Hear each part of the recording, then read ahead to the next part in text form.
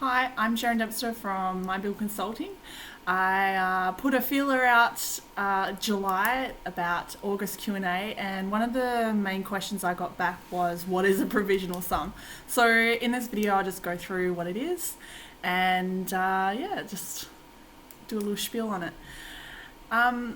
Okay, so a provisional sum is pretty much a lack of information when it comes to a lump sum contract on your build.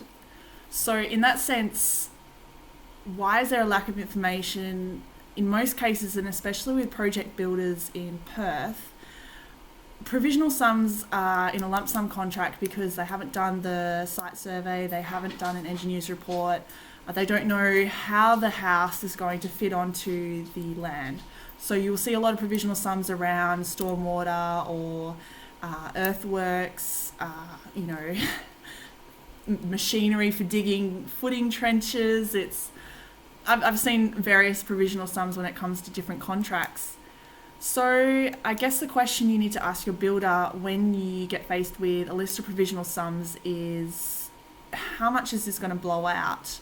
Or even a question before that is, do you expect it to blow out, or is this a fixed price? How do we get it to a fixed price? Can we get it to a fixed price before I sign the contract? And in some cases, they will say no. In other cases, they will say yes. Depends, though, if your land has been settled in some situations, or if you own the land, that's when it can get a little bit hairy. They can't actually get that information and you want to sign a contract, so obviously the provisional sum should be in there. But if you own the land and it's all ready to go for them to do a site survey and engineer's report, then there shouldn't be any provisional sum on earthworks. I think if there is a blowout and it's not a provisional sum, then that becomes a variation, and obviously you have in your contract a clause on what happens in certain situations with variations. The reason why I outline a provisional sum as a risk when I go through a contract review is because the provisional sum there's the same rules that apply to a variation when it happens do not apply to a provisional sum. So you're stuck in a situation where an item could blow out $10,000, and because it's a provisional sum, you have to pay that. There's no ifs or buts about it. When it's a provisional sum, you have to pay the cost of that provisional sum and obviously the percentage on top. And that's what I see as a risk. You can't control you can't control how it blows out, or if it's a bit too costly. So if something's, you think $2,000 and it's $8,000, then you're going to have to pay. You don't really have a leg to stand on because it's provisional sum. But when it's a variation, that's when you have a leg to stand on, because they can't just charge you variations willy-nilly. They have to have a reason for them.